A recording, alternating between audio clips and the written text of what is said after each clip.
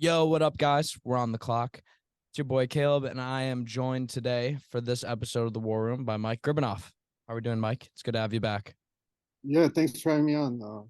I Yeah, enjoyed the last one we did, so yeah, yeah. it's good to be back Back, on. back in the preseason, we talked about Houston, correct? Yeah, we talked about Yeah, Houston. we did. And Yeah, Julian yeah, was here, and they've been playing really well. Obviously, we all kind of thought that they might yeah. be at the top of the conversation.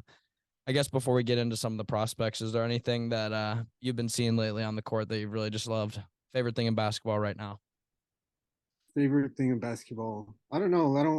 I don't have like a particular thing. Maybe just like this class in general is really good. I really love this class. I mean, I think that's pretty well known. I really enjoyed the Tennessee Alabama game last night. Yeah, that was a great game. Um, Brandon Miller is so good, but he could just at certain moments he could just do a lot more than he does. I don't know. I feel like he falls short of. He had that one play where I saw it make its rounds on Twitter, but when I was watching it live, he just sometimes just blows open layups or just can't finish around the basket. Doesn't have like that extra burst of explosiveness. And it's kind of something that just bugs me. I wish that he had that extra burst and like it's kind of like LeBron once he gets that like foot in the lane, like it's just a jumping pad, like he's on a trampoline. And I just feel like at times Brandon Miller just can't channel that every play, but it's all right. Tennessee was able to get the dub, so you know it is Yeah. what I it is. was looking at my takes from preseason and what's it called? Miller, what I remember in high school, like, or at least when I watched in the EU, he wasn't really a great like 3-point shooter. He had a pretty good like mid-range game, Yeah, but it was like yeah, it's really, I 40 mean, feet in, really. It was a lot of yeah, work yeah, guys getting good position in the like the mid range arc and kind of just lighting people up with the floater and the short mid range. I honestly just want to see him get back to some of that. I think it would secure him probably at three for a lot of people if he was just a little bit more efficient and inside the arc this season.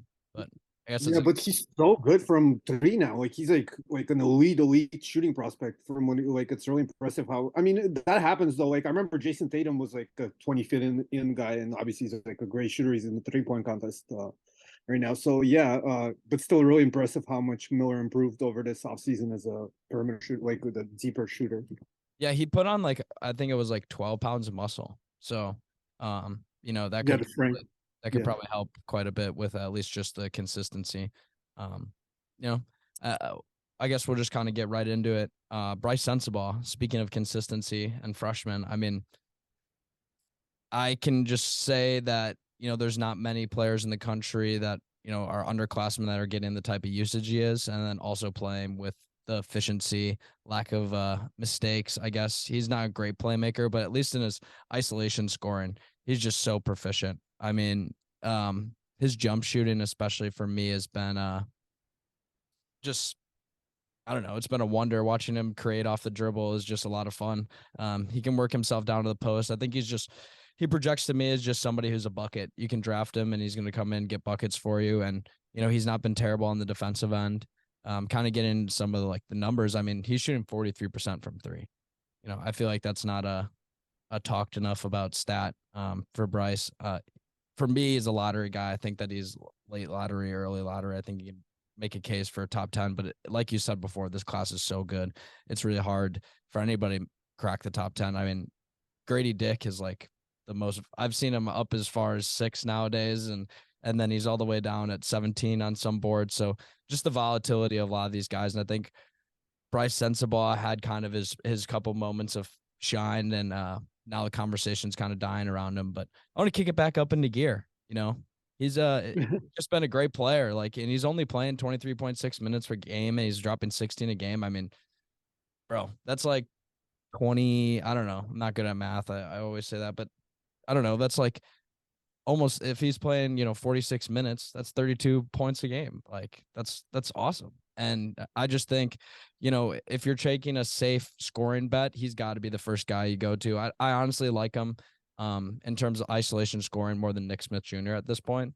At least because just I've seen Brice do it at such a consistent level against good competition all year. And I think that's just hard to ignore. I don't know. It's hard to kind of in my head, I kind of group him in with like the Nick Smith Jr., Keontae George type of guys. So that's kind of my shtick on him, and we can kind of get into some of the nittier grittier details after you give kind of, so I can see where your head's at.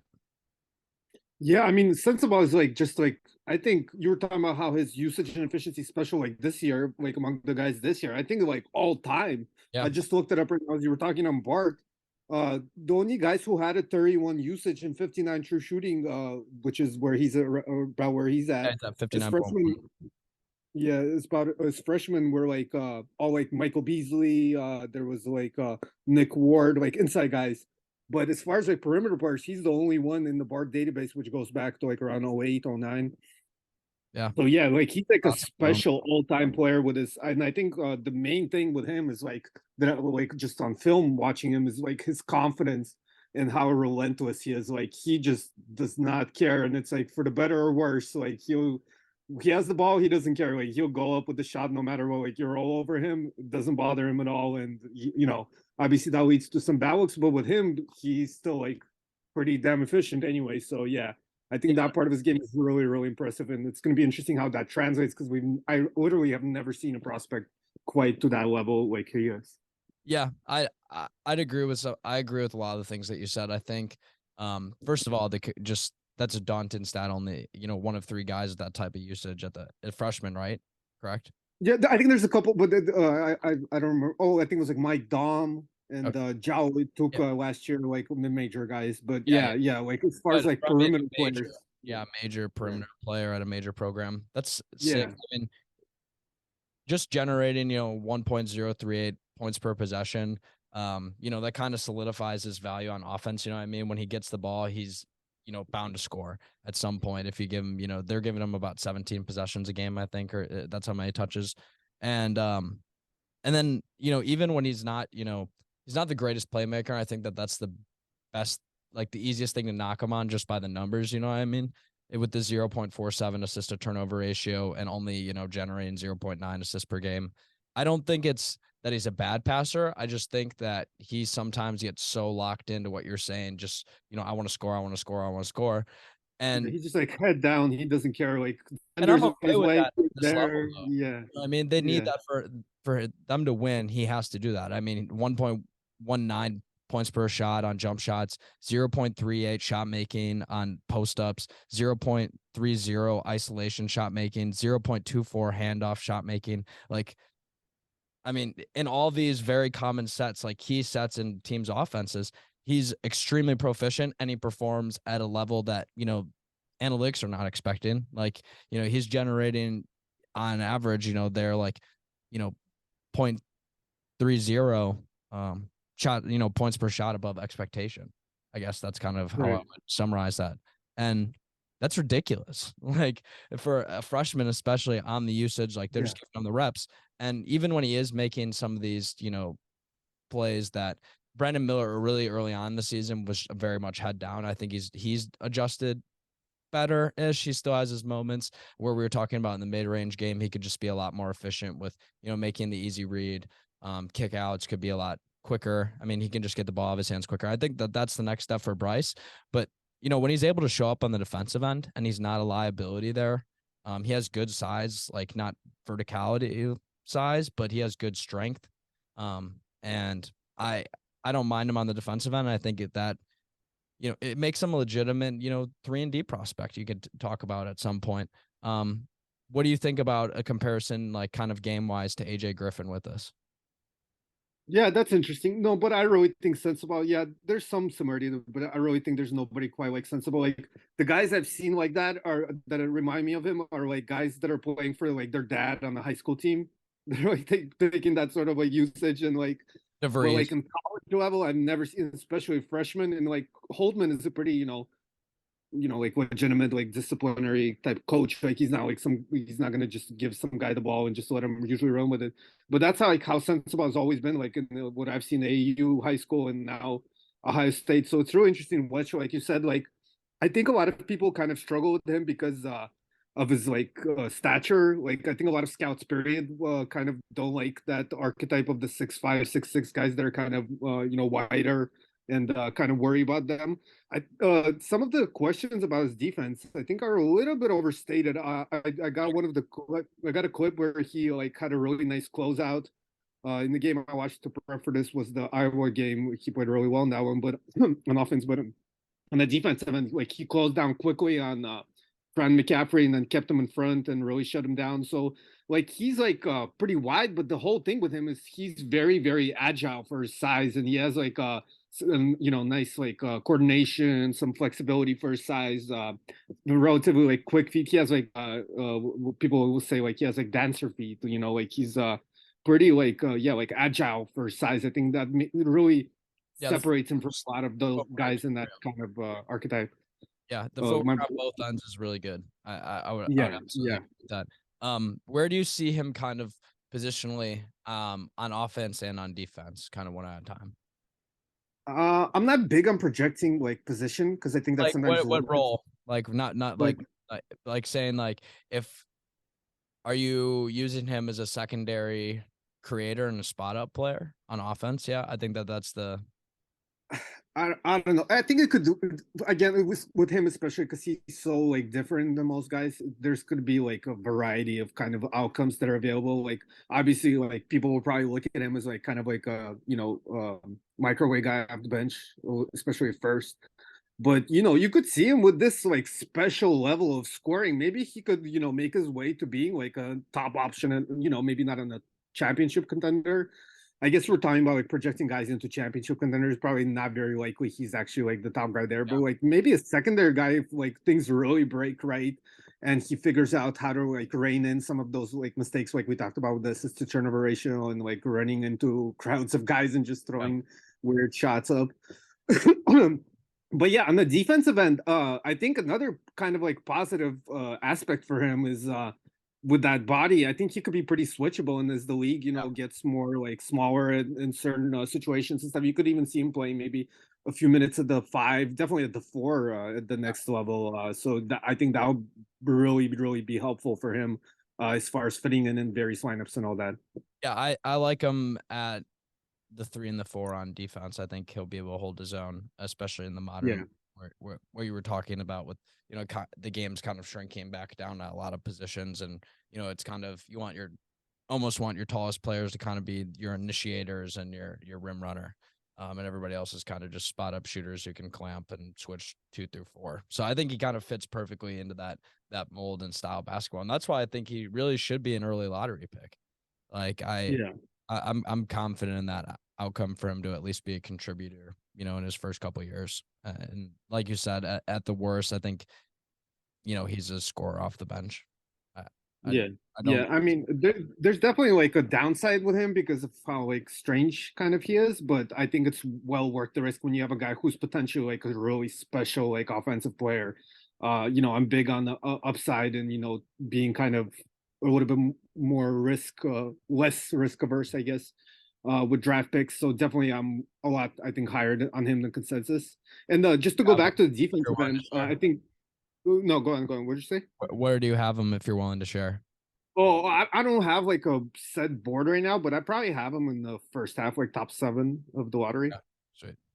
Yeah, probably pretty close to something like that. But yeah, definitely that whole like after the top two picks, it gets like real murky to 15. Like there's a big kind of glob of guys that are interchangeable to some degree. I think a lot of like draft analysts kind of still trying to figure that area of the draft out exactly what order they have guys I in. don't think anybody has any idea. Like Yeah, exactly. Like just we all pretending. kind of yeah, we're all like doing our best sort of in This that draft area. class is crazy. Yeah, yeah. Just But I mean, to be fair, at this time, nobody usually like we sometimes will have the top two picks or top three picks like we do right now. But like besides that, it takes the pre-draft process and the combine and all that usually to really get a more set order beyond that. yeah. I think a guy that still has a chance to make a rise, kind of pivot in here to the next guy, if that's cool. Well, I was gonna say real quick with Sensabaugh, just on the defense again. I'm not saying like he's gonna be like some amazing defender per se, but I think a lot of people criticize him for like the on-ball defensive questions, and I just want to point out that on-ball defense is notoriously like faulty as far as projecting to the next level. Like we have so many examples of guys that people thought were like great on-ball defenders at the college level, and haven't really made much of an impact on that end. And then like vice versa, like guys like Ben Simmons or Alonzo Ball were heavily criticized for their defense at the lower levels, and that didn't really work out. And then like looking at it as like steal percentage is not that great for a wing prospect, but you got to realize Ohio State, because they play the pack line, is there's almost no examples of Chris Holtmann Ohio State wings that have had a steal percentage above 2. It's very difficult to kind of come up with deflections and stuff like that in that system. So yeah, just a couple more things to kind of, I think, make up for some of the criticism he gets for supposedly being not a great defender and all that.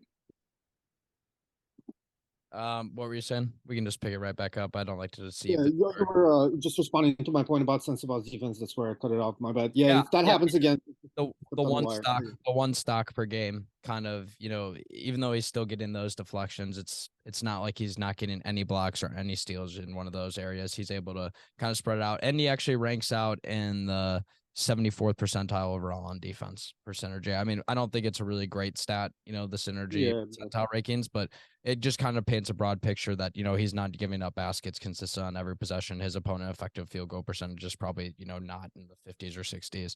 So, yeah, it's just kind of like when you see it, you're like, okay, then I can look to other stats that may indicate something else. But definitely a guy worth watching the film back on. I think that anybody who thinks they have him figured out, needs to go watch as this guy. He just adds wrinkles to his game every night in the scoring aspect. He just adds another 1 or 2 moves, or maybe he times something out better across or something like that. Some of the step back footwork is really great. Just get into the middle of the lane and being able to create easy looks that are, like 8 feet from the basket, and he's just got great elevation and great patience on those shots. It reminds me a lot of a couple of the guys that you brought up. No, I was gonna say sorry, I keep staying on Sensible, but what's it called? Ohio State has really struggled, like, just to kind of give some pushback on him, like give the other side is they've like been really bad in conference play. And I remember like a month ago they were like the #1 offense in the nation according to Bart's thing, and now they're like in the almost 30th or something like that. And you've seen like Sensible kind of the last few games he's kind of struggled. I mean, you're bound when you live on top shot making, no matter who you are, you're gonna have like cold stretches. But still, he only, I believe, has 1 dunk. I think he had like 7 in his first month or so, but since then he only has 1. And his field goal percentage at the rim, I think versus like top 100 teams is like barely above 50. So yeah, do you think there's any concern with that, with kind of teams like figuring him out a little bit, and maybe like his athleticism not quite translating to NBA as well as maybe I'm hoping? Yeah, I think that his lateral, like we kind of spoke about with the point of attack defense, I think his lateral quickness is good enough, and I think he has good ability. You said the dancing feet, I can definitely see it with just some of the spin moves, and he's just he can land very lightly and kind of just get off a shot without kind of shot putting it. He just always has touch on those shots. And I think that that's just an NBA game. You know what I mean? Not everybody's getting open lanes to the basket, and it's actually very rare that it's kind of like this. Like I picture it a lot like the difference between like how people conceptualize basketball and how it's played is kind of like very much like a video game where it's just like, make 1 or 2 dribble moves, run to the open lane and dunk on people. Like that's just not how the game works. Like people are breaking people down. There's intricate, like these people are literally playing human chess, just countering each other. The defense counters the dribble action and stuff like that. And when I look at players who are scorers, it's not about like, to me, like if a guy's a great athlete, it's a great athlete. That's awesome. There's lots of great athletes in the NBA. There's lots of great athletes in a lot of sports. Doesn't mean they're always the best player. Like, I mean, look at Nikola Jokic and Luka Doncic. I think when you have guys that can, generate easy looks, and generating easy looks takes IQ. It takes effort. And I think Brice Sensabaugh puts in the effort to work on his scoring, put stuff into his bag. And like I said, every time I watch him, I see him do something new, or, take a different approach to taking a shot. I'd like him to see him take a different approach to some of his playmaking. And like you said, I think a lot of his percentages at the rim, especially of late, is kind of a symptom of their team just not playing well. So, yeah, you think like maybe like he doesn't have like the best, guys around him. And but yeah, talented. It's just like he doesn't have really anyone around him that's, I mean, oh my gosh, I'm blanking. Roddy Gale was supposed to be really good, and he's just been kind of up and down. So I think just a lot of the core that they thought they were going to have and built their offense kind of around in the preseason just hasn't been as consistent. I think it's just a matter of them turn around. A lot of teams kind of rally back here down this last like couple week stretch and then get into conference tournaments. And he's a guy that I see rising up to a lot of those moments, especially in the conference tournament. I never like Wisconsin in the conference tournament. And it's always because Ohio State and Michigan State and all these teams kind of always rise the moments, whether the players, the coaches make adjustments. So I don't know. I think from an NBA perspective, like kind of more answering your question, it's not something I'm going to fret about. I think that he's a good enough player that if I was to consider him as a top 5 pick or like a top 3 pick, yeah, I'd probably be like, I'd rather have Cam Whitmore, who can, is an absolute freak of nature and he's 18 years old, than maybe Brice Sensabaugh.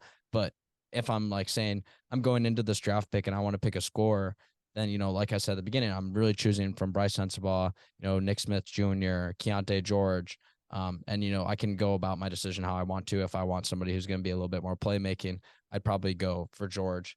If I want somebody who's more scoring, downhill scoring, I'll probably go Sensabaugh. If I want somebody kind of in between, Smith Jr. That's kind of how I conceptualize those guys. But how, like overall, who would you take, George or Sensabaugh? I think I'd probably take George at this moment. I think it's close. He's been playing. George has been playing real well. Yeah, he's been another guy that's just been super consistent. I got to talk to Nate Grubel, Draft Deeper, about him, and Nick Agar Johnson. Oh yeah, about Keontae. And we had a good conversation just talking about the playmaking stuff. I did not see it kind of really translating. Like he was a good passer. It just was not something that I was expecting to be so stable. I think if Brice Sensabaugh, as we get towards the tournament I think he's a winner. You know what I mean? I think he wants to win. It's just a matter of making the right play at the right moment. And I think he can do it, especially from the scoring perspective. Like, a lot of this, like at the end of the season, a lot of people's perspectives come down to like 5 or 6 possessions, really. You know what I mean? That they see or at a point in time. So I think he'll be a guy that probably gets the benefit of the doubt in those moments. Whereas like a player like an Anthony Black may not, because he can't get a shot going or something like that. He has to do a lot of dirty work, and, the mainstream conversation isn't going to drift towards him. I think Sensabaugh could be a guy like a Johnny Davis where, they're talking about like, oh, look at his scoring. Like he's putting up buckets on consistently. You can give him the ball in the last 2 minutes of the game. You can give him 4 straight possessions in the post. And, that's NBA basketball, giving a guy a bunch of possessions like at the late part of the game. And if he can create those looks like he has at the beginning of the year, it'll be fine. Be fine. Yeah. You said yeah, top to your 7, point, not unrealistic. Well, yeah. Well, I don't know if he'll actually go top 7, but I would take him top 7. But yeah, to your point about him improving, like adding stuff, I don't remember him being much of like a movement shooter in like high school and AU, and he's definitely I've seen some really nice like stuff up and downs with him. Looks very fluid and comfortable in that. And like the stuff with the dunks, like he only has 1 dunk, but he didn't really have a lot of half-court dunks even early in the season. I think a lot of those plays, from what I remember, was like early release, so like in transition stuff. Like they had like this kind of early offense set where they would like have him run out as soon as they got the rebound. I think teams did kind of adjust to that, but I don't think that was something that was very translatable to begin with, to be honest. So losing out on that is not a huge deal. But yeah, it is interesting. Maybe teams will be able to kind of take away some of his to the rim paint action stuff, and he'll really have to rely on tough shot making. Like Johnny Davis is a good example, like you mentioned him, a guy who was this high volume scorer in the Big Ten last year and really has struggled in the league. So maybe that's like a downside kind of comparison for Sensabaugh. Not exactly, but I'm saying like in a more broad sense. I think he's probably a touch more athletic. Like he's maybe not like vertically again, but agile. I think he's a little bit more agile than Johnny Davis, and I think he's definitely stronger. Yeah, he's got a little bit more in his bag too. I think. Yeah. More side to side. I think you can create more mismatch that way. Kind of moving towards Kel'el Ware. I feel like we gave Brice quite a bit of due diligence. Yeah, we gave him a long segment. Yeah, no worries. He deserves it. I mean, he's been playing phenomenal. Yeah, very interesting guy. Very yeah. Kel'el Ware obviously maybe hasn't had the season that a lot of people expected him to, but I think this is still a guy that has a very relevant conversation, especially when the big man class, kind of starts and ends with Wemby, especially like in terms of talking like lottery picks, in my opinion. Lively has his, case. There's guys like Deron Holmes. If you consider Gigi Jackson I think of him as a wing, like I really see that, there's three main centers, Trice Jackson Davis, but there's really three main centers that I look at after Wemby, and it's Kel'el Ware, Derek Lively, and De'Ron Holmes. And just from the upside perspective, I think that there's still a conversation for Ware. You know, when you're looking at him kind of from the lens of not being like a top 10 prospect anymore, and you look at him as a guy who you can see going late first or early second, I think, when you're getting a guy who's only playing 17 minutes a game, when he's in the game for Oregon, he's a pretty focal role, the usage of 21.2. And he kind of gets a lot of the N'Faly Dante post touches that would kind of circulate towards him when he's on the court. And he's still not putting up bad per 40 numbers. The shot block's been great. 33.1 blocks per 40, 9.4 rebounds, 16.2 points. So he's pretty proficient. I mean, the actual stats, the box plus minus of 5.5. I like when he's on the court with Dante. I think that's when I really like him most, because you can tell that he doesn't feel the pressure to kind of back people down. I think he gets in his head a little bit with that, with Ware. I felt like he got by a lot on his size, and I felt very similar to Lively in high school. I felt like just every time I was watching them make plays, it was strictly just because they were taller and had longer arms than everybody. And I think a big thing that they've had to both kind of tune into here down the stretch, and they've both been playing better on the defensive end, is that they just have to play with more effort and energy. I think that college coaches do a better job, than high school or AAU coaches of getting guys to kind of commit to that like type of team mentality. Like, you're not going to get all the points. You're not going to maybe, he's only shooting 27.9% from three. He's not looking, great from like a offensive perspective, but, still showing up on the defensive end. I think he can close out on shooters pretty well. I like some of his stuff on closeouts. I think that he can, hold his own on the perimeter for a moment. I don't know if I'd ever get there with him as a first round pick. I think I'd probably be more inclined to take Holmes or Lively, but the jumper's cool. I mean, it could potentially be something. Just the attempts are not crazy high, and obviously, like I said, only 27.9%. Not a mistake maker. I think that this is a smart kid. He just needs to figure out what his role is and how to kind of gear his practice and how he's going to gear his game to that.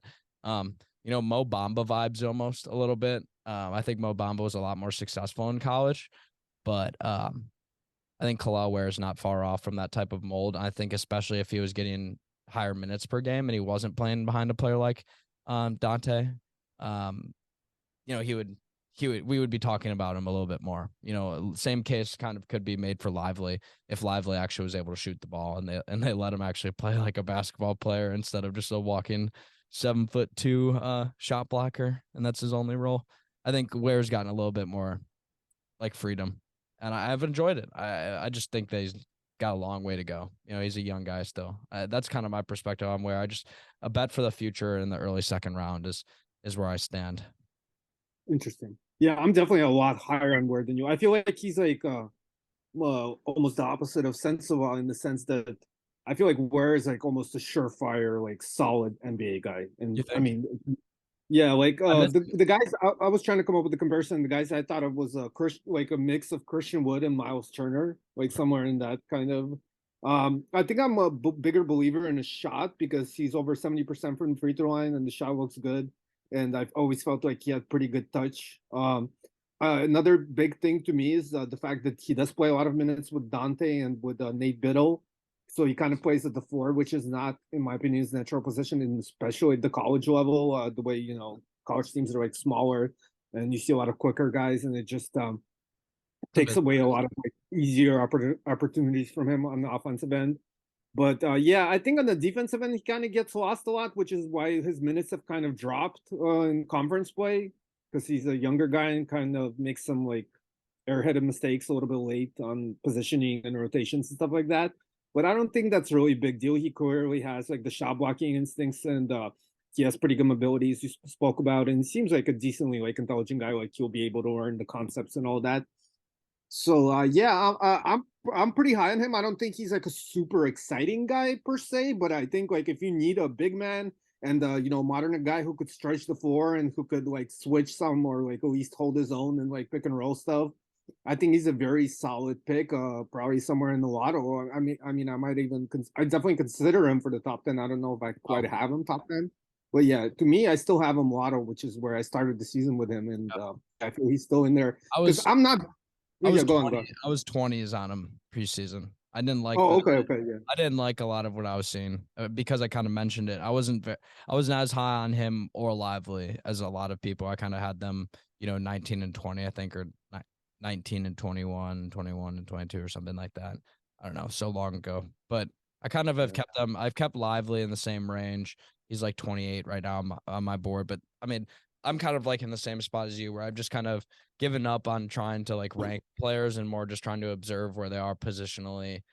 Just do right, my good scouting, observe skills, kind of rank where in my head what player I think is best at this, and kind of use that to drive my perspective on where they should rank, like draft wise. And Kel'el Ware is the type of guy where, you were talking about with the 3-point shot, and just it's a good looking shot. Like I said, it's not something I think that I'm necessarily worried about, even on the low percentage.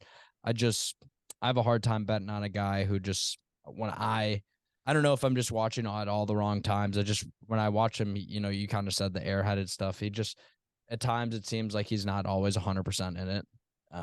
And I don't know.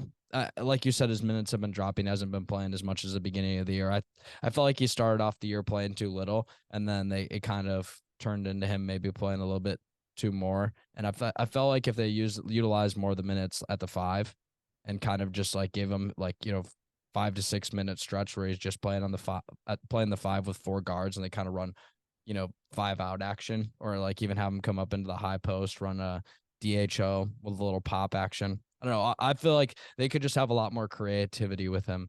And I guess and that's where I kind of buy in maybe to what you're saying is that, he is good at these high value traits for a 7-footer, especially when he has like the type of length that he does and he's as athletic and mobile as he is.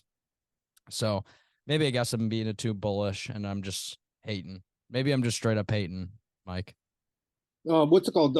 Yeah, I mean, I think a big reason he's been dropping for people is the minutes, like you said, and I don't really care about minutes. Like, I think there's a lot of reasons why, and sometimes coaches make I have a mistakes too. Dude So Hero in my top 100. I don't give a fuck about minutes.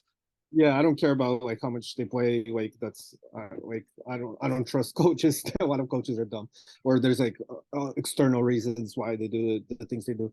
I mean, he probably shouldn't have gone to Oregon, and I always thought that was weird when there's Dante and Biddle there already. But what was I gonna say? Do you like Lively? You said you like Lively more, right?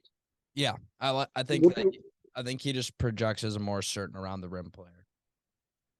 Oh, And like as a finisher and like yeah, rim yeah, protector, rim because run. they have like the same standing reach from what I remember. I think maybe Lively's is like a I half think inch bigger or Lively's a something. bit stronger. I think he's got a little bit more bounce. Okay, okay, fair So, enough. Yeah, and I think also Lively, we just haven't seen him shoot it. So maybe he's even a better shooter than Ware. yeah, Unlikely. but what's his free throw percentage Lively's in the years? Isn't it like pretty bad? Yeah, probably. I don't. Maybe I'm misremembering, but I don't know. yeah, I don't know. Well, we've seen Lively shoot at the AAU level. It wasn't that bad though, but it wasn't like a great. Wasn't the But same level of competition, and he's shooting 60% from the line, 61%. So okay, that's all right. Yeah, that's not not terrible, amazing. Yeah. but that's maybe why maybe I should kind of have them around the same area, maybe where around the 20s range. I still know if I could put him above guys like Filipowski, and I know that sounds crazy, but I just love I, I'm falling more in love with like kind of the stretch four archetype just from what I've seen for Lowry Markkinen. I just think that guys like Filipowski present such an immediate value when they come off your bench, where a player like Ware can get the Wiseman treatment where he just gets housed. You know what I mean? Because he is a 7-footer, and sometimes he just can't keep up with like a Giannis, and he can't hold his own physically. That's where I maybe lean towards a guy like Lively, where I can take maybe a bet on him turning into this like interior player like a Duran, where he's just a freak around the basket because of his athleticism and strength. Yeah, I don't know if Lively. I had Duran sixth last year, so I was pretty firm on him. Yeah. Yeah, that makes sense. So what's it called? I think I had Dern around that too. But with Lively, yeah, I don't know. He just feels like he doesn't know how to make an impact on offense. But I do agree that like even though their standing reach is similar, like it does feel as if Lively is more capable, like around the rim on both ends, and especially on the defensive end. I think Ware will always to some degree be like not as impactful, especially like playing the five, which I do hope he will play the five at the next level, or at least eventually. Yeah. But yeah, Lively I feel like could be much more of a force on that end. So yeah, but I don't know. I still prefer Ware the offense. I think is and the mobility and stuff like that. I think is better. So yeah, I think we're the one guy I like as far as bigs in the class is Klingon at UConn. I mean, he's just huge and talk about great defensive instincts. You know, people talk about like the mobility question marks, but I think sometimes people over concern themselves with that. Like he's Watch not that like guy catch horrible. lobs. Watch that guy catch lobs and tell me about the Yeah, mobility questions. yeah. He's not that bad Me for and his size. Max Baumbach talked about him, I think 2 weeks ago, and we kind of lumped him into a conversation that we were having about Jake Stevens. We're just kind of like the juxtaposition of those two players, you know, the freshman versus senior, and kind of the Mm. skill sets and what you would be kind of more interested and more intrigued by. Somebody who's a sure thing, like, you know, can come in and probably shoot 38% off your bench, you know, on limited attempts, or do you want to take a bet on the guy who could literally be the Walker Kessler of this next draft, come in and just immediately be you know, a stopgap center. You know what I mean? Like I he think could he could be even better defender than Kessler. And like he's like yeah, really like I think he's scary. Like his rebounding, the way that he just moves people around. Like and his shot blocking too is crazy. Yeah, yeah, he's really talented, and when he gets in the paint, he just looks like he's at home. You know what I mean? Like he just looks very comfortable moving around the basket, and I think he's just probably always been a big kid. So I think he's just kind of figured out how to move his feet, and you know has gotten you know good coaching in that area. It'll be interesting to see how he kind of what type of pick and roll big he's going to be. Obviously, probably stars a drop big, but I think that he could because he has such great length. I think he is quick enough foot speed wise, you know, like a guy like a where you can kind of let them hedge a little bit and play catch back and use that length and, you know, vertical athleticism for Ware's case and maybe just more of the strength for Klingon to kind of impact shots around the rim. I don't know. yeah. I'm very intrigued to see where the NBA like goes in terms of like centers and power forwards, fours and fives, how they play defense, what the expectation is going to be, how consistent it's going to be applied across Absolutely. teams, systems, coaching staffs and stuff like that. It'll just be, I think the next 5 years in the league are just going to be crazy different. Every single year, I think is just going to be more different than the year after. And then it'll finally hit a point where it's like, all right. And I think the league will probably look like a league where, you know, the average leading scorer is scoring 35 points a game. You know, I think that that'll probably be the reality. Like a lot of more pace, huh? Yeah, more pace. I think that just defenses will get smaller again. Everybody will be kind of like I think everybody will be 6'5" to 7 foot, 7 foot one. And then you'll house like in terms of starting lineups, like I think all five positions will try and be except for when you have your like, you know, you have your just true point guards or like a guy like a Curry, a Van Vliet, where they can be a off ball creator and then also run the pick and roll and hold their own on defense. I think the league will look very different. I think a lot of the guys that we're talking about, like a Ware, like a Sensabaugh, you know, these are the future kind of molds for how players are going to look to kind of model their game. I just think it's interesting to look at the future based off of like what we're looking at right now and like kind of what Yeah, things we're looking for, how that will lead for trends going to the future. I know you're a big trend searcher, especially at the high school level, searching for kind of guys that can come in and translate immediately and being on top of that. So I figured yeah, that that'd be an interesting combo to have maybe at some point on the Patreon. Um, yeah. One we time, could yeah, talk about sometime. prospect ratings and different ways to grade people. I think that'd be an interesting combo. But one guy that I kind of I want to talk about, you brought him forth. I have watched a bit of Idaho. I talked about Nigel Burris on a previous pod episode. But kind of the guy that has been maybe holding Burris back from getting playing time, but rightfully so, is Isaac Jones. You know, the 6'9" junior forward. Um, he's been phenomenal scoring the ball. I mean, I did not realize how efficient he's been scoring, and I think some of the things that we were talking about with Brice Sensabaugh in terms of concern about athleticism and having like an NBA in between game, It's very much Isaac Jones. The patience, getting to the basket. I think he's very tactical with his scoring. I enjoy it. He when he gets high quality looks, he's finishing 1.59 high quality points per shot. 98th percentile offense overall. 1.218 points per possession in the post. Just a couple of indicators for me of a guy who I see as being like a 4, and kind of talking about these modern 4s where they can go get their own shot or they're a spot up shooter. Obviously, the shooting with him is a big question mark, and I kind of let you start with the shooting because that was the one thing I was going to say that might hold him back. But I think he also maybe has a different perspective that you can spin on as a small ball 5 going forward or something like that. Yeah, I was thinking more of him as more of a small ball 5, but yeah, watching him more, he's probably gonna realistically to make the league. He'll probably need to make a big step as a shooter and kind of be more of a 4, like you said. That's probably like gonna be the what makes or breaks him. You do see some like mid-range stuff and kind of back to the basketball stuff where he shows off some touch, so there's some hope there. What I'm really interested also is his age. I haven't been able to find his age, so because some of those guys from like lower division schools, sometimes they redshirt for like 4 seasons or some shit, and it's like they're like 25 years old. If he's like a much older guy, you'd probably make him considerably less interesting. But if he's like a junior age, he'd be probably still in the conversation at least for the league or something in the future. I think some of the athleticism stuff, I'm a little bit higher in his athleticism. He's like one of the leaders in the nation in dunks, which is kind of how I came across him to begin with. And he's not a guy that jumps super high, but he's kind of a powerful leaper. He gets off his feet pretty like comfortably and through contact and stuff. You see a lot of putback dunks with him, like fighting guys for position and stuff like that.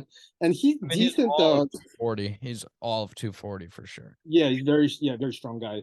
And what's it called? Also, like as far as like again mobility and pick and roll defense and stuff like that, he's pretty solid. Like because a lot of those type of major 6'9" centers that play down low a little bit, kind of struggle with staying in front of guys, but he's not too bad with that. And he shows some like pretty decent passing as well from the post. So it's always good. I always say you want to find bigs that could pass and guards that could rebound.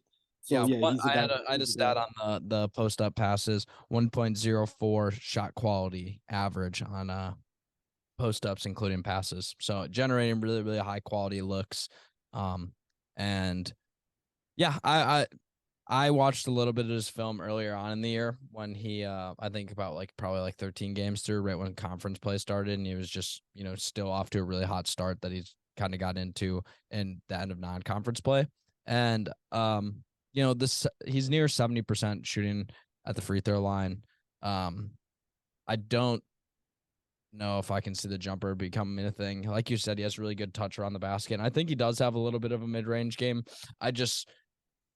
He really is gonna have to work. It gets some shot from 3. You know what I mean? Like he just needs something to keep people honest. I think he just needs to shoot like 30%. I think he needs to go to the combine or Portsmouth and just have a really good day. Like that's kind of the best hope for him. The thing that kind of needs to swing right. Otherwise, I mean, he's a leader. Like I think that he demonstrates all the qualities of a player that you're looking for in terms of like a leader in your locker room, leading, maybe a G League team, or I could see him being, a great Euro player overseas. I think he's a really great player. Almost 20 points per game. Isn't he top 10? No, not top 20. Where is he out in the country in scoring? I don't follow per game stats. Fair enough. I try to stay away from him. I only look at him for when I'm doing prep work for this stuff, to be honest. Otherwise, I'm just locked into per play type stat stuff. Yeah. But I mean, just I don't know. I don't really know where I stand. It's just this is a hard one for me. I'm more excited about Chance Moore. I'll be honest, but for Isaac Jones, I don't know. What's kind of your pitch? If you're his agent or you're a scout that really likes, obviously you do like Isaac Jones. What is kind of your pitch and what do you think's the best outcome for him? Maybe you can convince me. Well, I'm not super high. I think I brought him up to begin with, but I've kind of cooled on him a bit since then, and I wasn't like super high to begin with. But Yeah, I think it's interesting because he played at like some like Division 3 or something, or an IAA school or something for his first 3 seasons, and it's kind of hard to find guys that fall through the cracks nowadays. But if they do like somehow end up falling, sometimes you could find some real big sleepers in these type of situations where guys just for whatever reason they played at the wrong school or they didn't do well at the right events or whatever the case may Like be. Derek Where White. you know yeah, exactly. Yeah, somebody like that where a guy is just turns out to be much more talented and just somehow, never got the opportunity or the exposure for whatever reason. So yeah, there might be some upside just kind of from that angle where he just hasn't gotten, the looks that he's deserved. And obviously everywhere he's went so far, he's been very, very dominant. So who knows, maybe he could continue that, if he transfers to a high major school next year or if he plays pro, maybe starts his career in the G League or overseas or something. And yeah, maybe he could end up continuing to, be this level of guy even at higher levels. Yeah, I think no matter what, I mean, he's going to be able to get buckets wherever he goes. I think he just uses his size very well. And like I said before, I think he has great counters in the paint. And he's kind of very similar to a player that we get to at the end. We're just able to manipulate his body, use his hands and like his arms very well to great shots, like just good extension, stuff like that are all things that I noticed kind of in the paint that I liked from Jones. You can just tell that he's played a lot and he's scored a lot. You can and I like guys who are just very comfortable in their own game. Very similar to like a Sensabaugh or where just he knows how to get his buckets and he's just gonna go with it.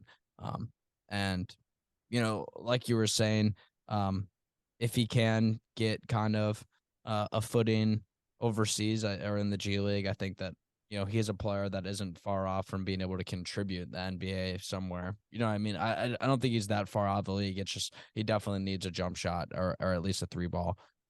He's got to be shooting more towards 30%. But who knows? Maybe he could tear it up the rest of the season. He listens to this podcast and he's just like, all right, I'm shooting 40% for the rest of the year. Moving to Chance Moore. I like this one. 6'6" sophomore guard from Missouri State. Interesting stat profile. The 22.5 minutes, a usage of 25.3, the 0.977 points per possession, only a 0.5 assist to turnover ratio, slightly higher than Brice Sensabaugh.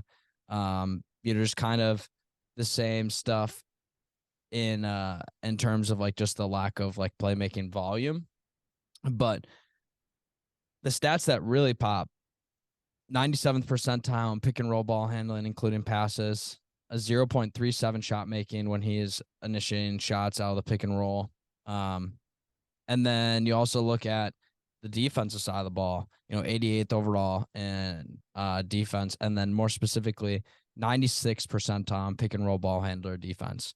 So kind of just a guy that I see him being a guy who could come in and be a really good combo guard at the end of a draft. I buy the jump shot. I think his jump shot's really cool. I like the elevations he's able to get and knock it down over people. It's very interesting. It's almost like he stops in the middle of the air right before he shoots it. And he just it's the type of shot where when you watch it, you're like, no way, that's just an all net. Like that's not gonna be like butter. You'd expect to kind of rattle in. And this guy just water from mid range, from three, the step back stuff. I like a lot of his movement shooting. I know it's not like necessarily a prominent part of his game. I think it's a cool wrinkle that he has, and that I can buy into in terms of being a combo guard at the next level. Obviously, he's had good shooting volume from three, but only shooting 34%. I still buy that. I think that he's clearly one of the better players on Missouri State, and I think he's definitely one of the better offensive players in terms of generating shots and regardless if it's for himself or for teammates. A guy who makes a lot of kick out passes out of the pick and roll and just kind of, doesn't get assists because the next pass is a swing pass for an open three. And yeah, I like it. The 61% free throw percentage is scary in terms of some of the shooting upside I was talking about. But when the shots are going, he's a fun player to watch get buckets. Like I said, some of the advanced stuff, the advanced stat stuff, when you get into the pick and roll on both sides of the ball, he's incredibly proficient. So that's kind of one of these rare little nuggets that you find. And I kind of want to hear what you have to say. I like this one. I like Chance Moore.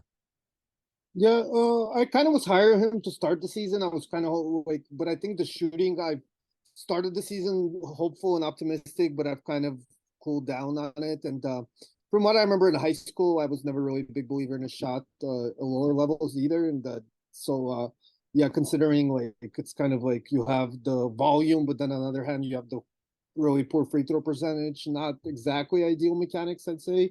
And his he did have that hot start, but really cooling down in more recent weeks from an outside. So yeah, I'm kind of skeptical on the shooting, and I do believe he plays a lot of the four for them, and I think in that role he would be more comfortable. But he seems like almost like a four and a two guard body to me. I Yeah. definitely like the finishing. He like the 75% of the rim is very impressive. He's he got some ball skills and he could rise pretty well. Young sophomore as well. I like that about him. But yeah, he's gonna need to shoot, and the decision making is great. You talked about the defense. I'm a little bit more skeptical on that as well, as far as because I'm not big on ball defense, and I think away from the ball he makes quite a few mistakes and kind of still needs Actually, work as far. I liked some of his pass play in the passing lanes, but I also think he's a little gambly. Yeah, I don't mind gambling, but I just feel like he gets lost a bit at times. At least in the games that I remember watching, he kind of gave up some easy backdoors and misread actions at times and stuff like that. I mean, he is a younger guy, again, younger sophomore, didn't play a lot last year at Arkansas. So and he does have the length and solid athleticism, but yeah, if he was like really like elite athlete, maybe I'd buy him more. But I think probably the way is like of the shooting. Again, he has the volume, so that's like a good sign that he has that confidence in him. But I just have a hard time buying guys that are not super like high field players, and I think definitely that's a question mark with him as well. As we spoke about the assist to turnover ratio and just some of the decisions on both ends of the court in general, as far as making reads and stuff like that. So I'm a little bit more skeptical about him reaching the upside generally. But there's some things to like. I'm big on age, so yeah, I like that. Like I mentioned a few times that he's younger for the class. Yeah, I understand where you're coming from with kind of the shooting up and down, and I see what you mean with maybe the positional stuff, and maybe I haven't watched as much of him, so maybe I just don't have that kind of perspective that he's more of a forward. I don't know. I just watch his game and I see the way he kind of moves around. Like you said, he's maybe not the most phenomenal athlete, but I don't know. I like some of the shot like generation that he's able to get himself, especially when he's got a pick or he's got kind of a good action going on around him when he has space. He's able to create and kind of elevate in that jumper. I don't think it's something that's maybe consistent, obviously, with the numbers, but it's still something that even if he is like a more modern forward, kind of playing the 3 and the 4, he still could have some upside maybe next year as somebody to look at. Or if like you said, because he is a younger sophomore, kind of towards the end of the draft, if a team just falls in love with a workout that he has for them or something, I don't know how likely is the test kind of his draft stock, and I don't really know what the interest would be in him from. But I think if he does get in a room with people that are making decisions and has good workout, I think he's more than capable of it. Would you agree with that? That if that things could swing kind of right for him because of the size, the length, if he got hot. Yeah, I'm trying to think, but yeah, like if his like just concerns me, I'm like skeptical betting on guys like that. I mean, yeah, it could swing for almost anybody, you know what I mean? Yeah, Like I hear you. if you, but like yeah, I guess yeah, if the shot really comes around with the volume, that would probably push him closer. But I'm like just to feel, I think that's like a big thing that I'm kind of worried with him on, and I don't know if that's something that you could so easily really come around on. So yeah, I'm a little bit, I think, pessimistic on him right now. I'll ask you a question at the end, but I'll save it. We're gonna go to Walter Clayton Jr. next. 6'2" guard for Iona. Really interesting player. Kind of, his size kind of projects him. Obviously you think of a 6'2" guard, especially when we're talking about that's more like a point guard size, but he's incredible off ball. Like he has some really strong skills, especially just his overall movement. I think he's got a lot of IQ, and then just his shot period is really great. He also can generate shots off the dribble. I think he's 97th percentile in spot up possessions, but I mean, just he's shooting 52.1% from three off spot ups. That's crazy. 86th percentile in dribble jumpers. Alone on his jump shots, he has 1.21 points per shot. Just a bucket. I mean, is there a better way to put it? And then he also has got the straps on the other end. I think I like his defense probably more than Moore. And, maybe most of these guys on this list, even though he's smaller, I think he's got just a little bit more spirit, in my opinion. He's got great deflections. I mean, for a 6'2" player, having half a block a game is pretty dope. And the 1.6 steals per game is awesome. High IQ guy, 1.71 assist to turnover ratio. I think that it doesn't even do him justice how smart this guy is and how he's able to utilize, maybe not the great verticality, but he just knows how to score the ball, and he can clamp you up on the other side, and the decent volume with the assist to turnover ratio as well at 2.7. So, I mean, when you're looking at just from a stats perspective, he's a great player. And then you look at, what he can actually do on the court and what he brings to a team like Iona. I don't know. They've been great in the 22 games they've played. Yeah. I'm a huge Clayton fan. I think he's probably, he's one of the more like the guys that I have higher than I think than consensus of most people in general. And I would probably say, unless I'm forgetting somebody besides Ware and Sensabaugh, I'd say he's third for me on this list pretty clearly. Yeah, I just love the all around like ability, and like the shooting is very good. I think some of the questions people may have is like because he's kind of like an undersized two guard. But if you look at his freshman sophomore numbers, by the way, another kind of younger sophomore to some degree, about the same age as Moore. What's it called? But yeah, if you look at his numbers compared to guys like CJ McCollum, Bradley Beal, and who was the other guy I looked at? There's a couple other guys I looked at, but yeah, like those undersized two guards, he's pretty comparable to some of those guys. As far as his overall stats, the same age group. The only thing, obviously he's playing for Patino, and yeah, that's the other guy is, the quintessential Rick Pitino player. He's very comparable to Donovan Mitchell, I think, statistically. And I think overall is like, that's, maybe his like ceiling outcome, but, probably like more realistically, kind of like a poor man's Mitchell is like his comparison to some degree.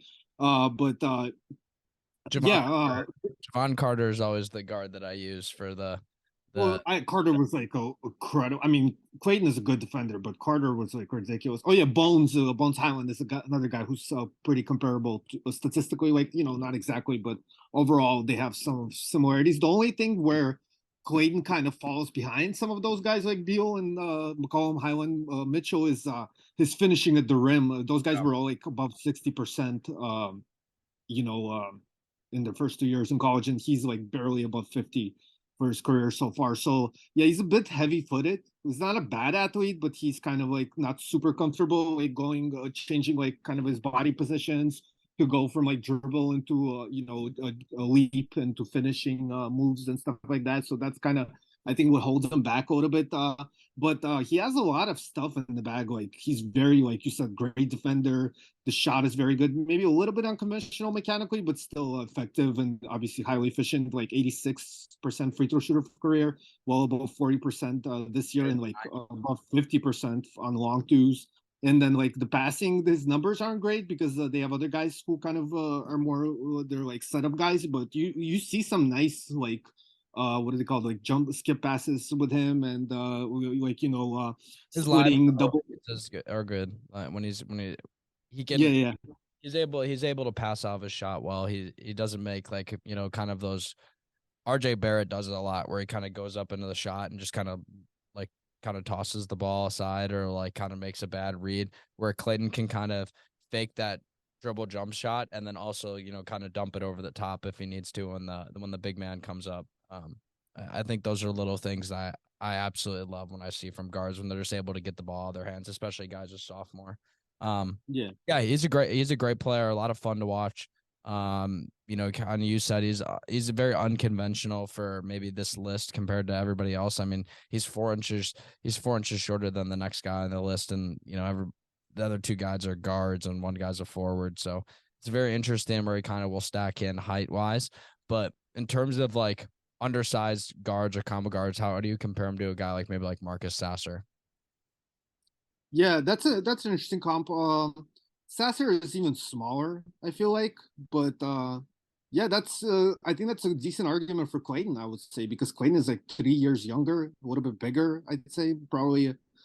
They're kind of different athletically, but I'd say Clayton is a more functional athlete overall. Sasser is like more of a shot maker, I think, and a little bit more of like I would probably trust Sasser as a point guard a little bit more. Clayton's, I think some of his handling stuff is not quite as advanced, maybe as you like for a guy to run pick and roll a lot. But you see some pretty like good. I was just saying like how I saw one where he split a trap really well, and yeah, he's just a really really smart player. I really like his feel for the game. Plays really really hard too. So yeah, I might even take Clayton over Sasser now that I think about it. Yeah, that's Fair. interesting. Ready to move on.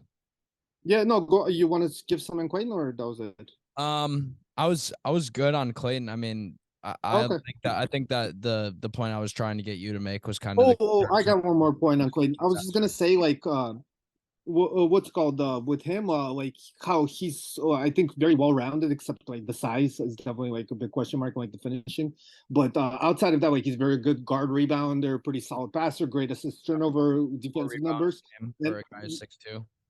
yeah, in the past, I kind of had worries about guys like that are not like high level prospects because people would say that like you need to be a specialist if you're not a top pick.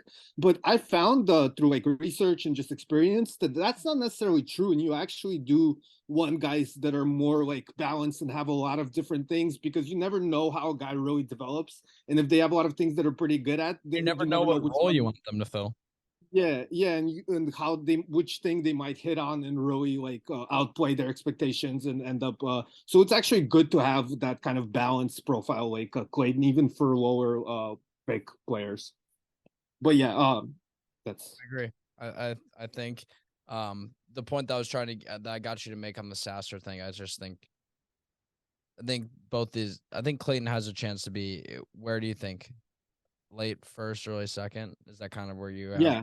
ceiling on where you Yeah, I'd probably go around that area right now for Clayton. Yeah, I mean, I probably wouldn't pick him think that high because I don't think anybody else would. So I'd probably yeah, like try to like mid wait. second But round, yeah, I think that's where I think he could get picked in a similar spot to where Sasser would, and I think it'd be better value. I think Sasser is much more valued in the consensus, but I don't think that's correct. Yeah, well, I mean, I don't know. Where do you see people standing on Sasser that he's like a early? I've seen a few people have Sasser in the first round. Maybe I haven't looked at the boards super recently, but I know like in Been trying to December and stay stuff away. I've seen. Been trying to Huh? stay away. They've just gotten so bad. I mean, Yeah, yeah. all I So needed to do was see KOC's board and say, all right, I don't need to read a board till March. I was just like on this. Um, but yeah, I think Clayton. I don't know. Sasser as a first rounder is pretty crazy, especially with how talented the wing depth is in here. And most of these guys that are wings, you can almost turn them into combo guards and primary initiators with the right coaching and the right talent around them.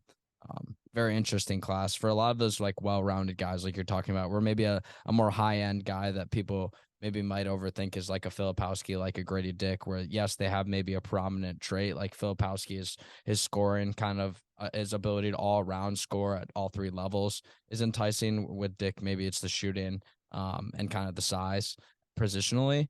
And I think both of those guys are very well rounded, and people are going to overthink those two picks. I think people overthink the Jalen Clark thing. I think Walter Clayton Jr. will be another guy that people overthink. Trace Jackson Davis overthought. Like all these guys that just present such a stable skill set. It's like, because he can't. Because he maybe isn't shooting like a Brandon Miller, and he's also like dropping 29 and 10 on every night, doesn't mean that they're not as good of a player. It just might mean that they have a different role, especially at the college level. I just think a lot of people overthink like what roles they see people play. Where a guy like Clayton, with the role you're seeing him play right now, is like a perfect role they can come in and play for. I think he could be on a G League team right now and be a 25 point per game score. Absolutely. Yeah. Clayton. Yeah, definitely. Excuse me. Kind of pivoting. This is kind of more me pitching to you. This is one of my guys. He's been one of my guys since the beginning of the year. Omari Moore, 6'6", junior, San Jose State. He's a little bit of an older junior, so I know that probably isn't going to pique your interest as much. But on 36 minutes per game, usage of around 28, generating 0.915 points per possession. Although that is the lowest on this list of guys that we have. Points per possession is kind of more of a scoring metric where, Omari Moore is averaging the 5 assists per game on the assist to turnover ratio of 1.81. Maybe not the greatest shooter, but I really buy into the jump shot with Omari Moore. I think that he just has to take a lot of really bad shots on San Jose State. 9.1 3-point attempts per 100, but he's only shooting 32.6, but he's got 80.6 free throw percentage, 87th percentile with the dribble jumper. And then you kind of look at, the isolation and pick and roll ball handling. This guy's got crazy ability to shift, move side to side, read defenders off a live dribble. He's just one of those guys that, like, when you watch him, like, one-on-one with a guy, like, I just don't think that there's many people that can hold him, like, one-on-one in space. I think also when you give him a pick that, I think his ability when he's forced to make tough decisions, has a very, very high reward versus a very, very, high risk. I think a lot of his plays are very volatile, similar to maybe a Sensabaugh or Miller early on in the year.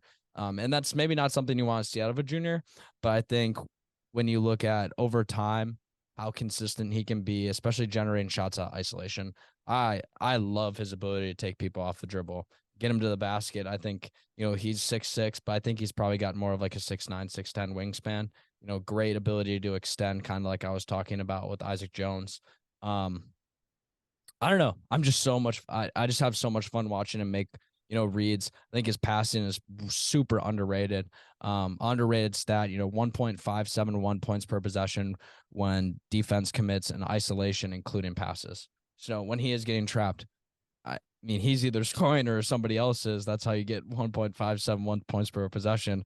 So, he's able to generate all these looks. And then when you actually watch the film, he's like he's a very underwhelmingly good athlete, if that makes sense. Like when you watch him play, you're just kind of like, yeah, this guy's a good athlete. Like when you watch him, I watched him play against Arkansas. I don't know if you watched much tape from that game, but he was dogging all the Arkansas guards, all the Arkansas perimeter players. Nobody was really able to guard him. Anthony Black could not touch his stuff. He had 24 against them.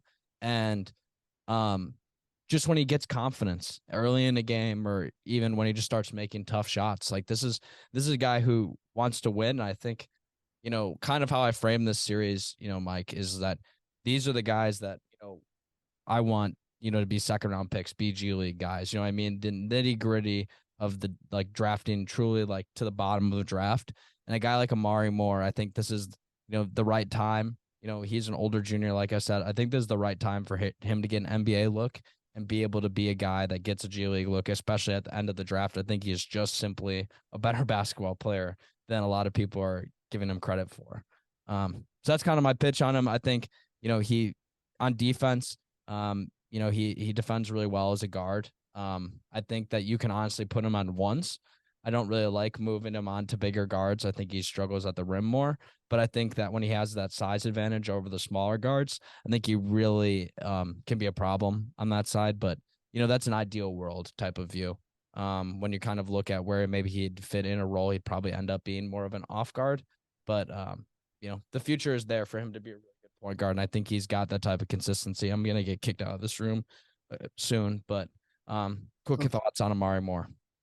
Yeah, so I think the defense is probably where I'm like would be like if I had to project him to the NBA, that's where like he'd have to become a really great defender. And I think there's some potential for that, but offensively, I think I'm a lot more skeptical than you are in general. What's it called? To be fair, I've not seen any of his games this year, but I've seen him quite a few last year because I watched. I'm a big fan of Sean Robinson. I don't know if you remember, he played for San Jose. Yeah, he's Austin P now. He's like 6'9", 6'10". He has like some legitimate like wing level athleticism and he's decent shot. Real shake and bake. I think I had an edit of him a couple months ago. Yeah. So, but yeah, with Moore, I think he just kind of reminds me of one of those guys. I remember I watched him in high school too. He played Pasadena High over here in LA with Bryce Hamilton was the star in that team, and Moore averaged like 7 points a game in high school. So kind of like maybe I have some bad taste from I hear that still. Yeah. So yeah, I'm a little bit more skeptical in his offense. Thank you. What's it called? And just worry how he like how his game translates to a team where he's not the focal point. San Jose obviously quite a poor team, and he kind of has a lot of free reign. And I think a lot of the playmaking he does, takes quite a few dribbles and like the ball in his hands to kind of set up for him and make for him. And I'm not as high on his shooting and some of that, like you talked about the wiggle. I kind of don't remember seeing that again. Maybe he added that this year. Usually, we don't see guys making huge it's a very strides in that. interesting. It's a very interesting thing, and I totally hear out what you're saying. I think that the areas in the game that he made the most leaps in this year are the three areas that, to be honest, that you're like kind of most skeptical of, which is the shooting. I think his shots got much better, especially off the bounce this year. Yeah, I could see that. But And then I think, the wiggle, his finishing around the basket got a lot better this year versus last year. And that's where I I kind of think he's a good like straight line athlete, and he's got good size and length, as you talked about, especially for a wing. But as far as like creating separation, like left right and stuff like that off the dribble, I don't think he's nearly as capable. I'm just talking because it's going to record anyway. So what's called for I'm kind of skeptical how that'll translate. But to be fair, that San Jose State team is really bad, not very well coached. So I think maybe in a better situation, you could see him be more successful. I will say he's been very. I just was looking up randomly, not even for him, like who are like the top offensive players versus only like top competition, and he was like high up there, like one of the best as far as like offensive box plus minus and like other stats. So he's definitely been able to show it against like top teams, at least this year. But just now as a junior, a little bit older junior. In previous season, he hasn't been as quite as efficient. I think he's a fourth year junior. yeah. Yeah, stuff like that. I remember Grant Roller had that kind of season as a senior also, and people talked about how he was able to be effective against top level competition when he played against them. But yeah, when you aren't able to do it as a younger player, that's where I'm a bit more skeptical. When you're only doing it when you're already in your fourth year and a little bit older, he's almost 23 now. So yeah, I'm definitely a little bit more skeptical than you, but yeah, he's been consistently improving, and I think if the shot improvement does translate, and if he is able to utilize some of that physical talent, the length, as I talked about, and you did mention as well on the defensive end, I think that's where he could maybe make it in the league. And but I don't think like this, a lot of this like playmaking and high usage stuff that he's doing at San Jose State will really translate to the next level, or even like I don't know if you remember a few years ago there was a guy named Marvin Johnson who played at Eastern Illinois, and he put up something like 25 plus usage and had some really impressive passes, and was a big time like above the rim finisher. I think definitely more explosive than Omari Moore is, maybe not quite the shooter. But when he transferred to Oklahoma, he really fell off the map. And yeah, I think that happens quite often. If you remember, Evan Turner was the number 2 pick after being like this high usage guy at Ohio State. So yeah, I'm just kind of skeptical of Moore being able to translate, but we'll see. I mean, it's not like you're saying he's a first round pick. You're just saying a guy to major, and yeah, that's a pretty good. I would say pretty good choice on your part. Yeah, from that perspective. Yeah. Well, I think you said it very well. I got to get out of here. I'm probably the villain at the library right now, holding up the recording room. So I appreciate the time, Mike. I'll include all the thank you for having me on. Patreon, YouTube, everything in the description. Appreciate the time. We're off the clock.